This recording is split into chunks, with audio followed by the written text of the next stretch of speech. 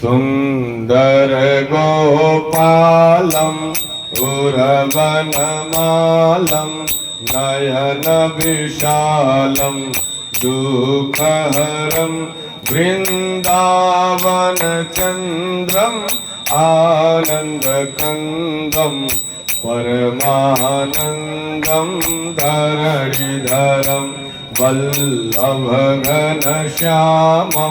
पूर्णकामम् अचभिरामं प्रीतिकरं भजनन्दकुमारं सर्वसुखसारं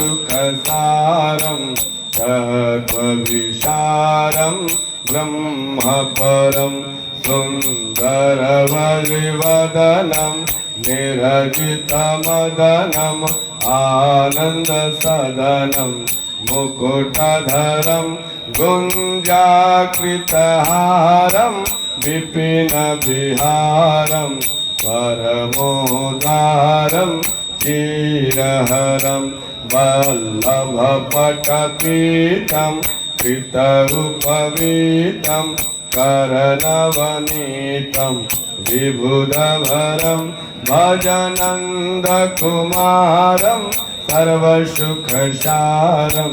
तत्त्वविचारं ब्रह्मपरं शोभितमुखधूलं यमुनाकूलं निपटयतूलं सुखदतरं मुखमण्डितरेणुं चारितधेनुं वादितमेणुं मधुरसुरं वल्लभमिति वमलं शुभमपकमलं नखरुचिअमलं सिद्धिहरं भजनन्दकुमारं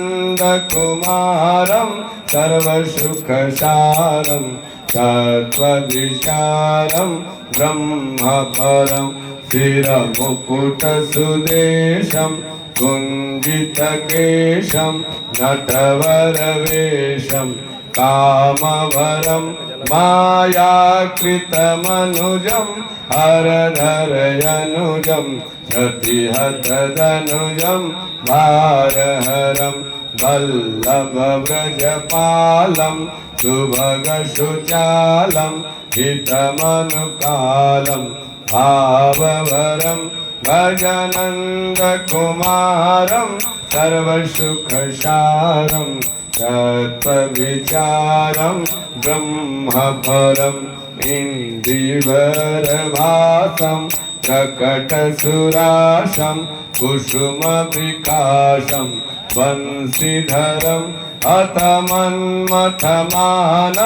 रूपनिधानं कृतकलगानं चित्तहरं वल्लभमृदुहासं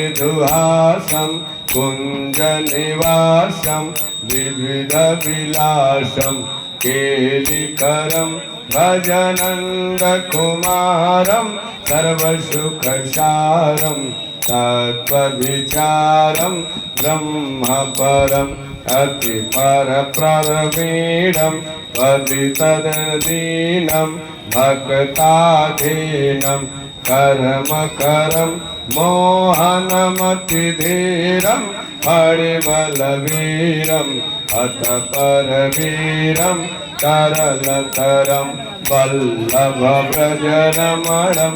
वारिजवदनं फलधरशमनं शैलधरं भजनन्दकुमारं सर्वसुखसारं तत्त्वविचारं ब्रह्मपरं भजनन्दकुमारं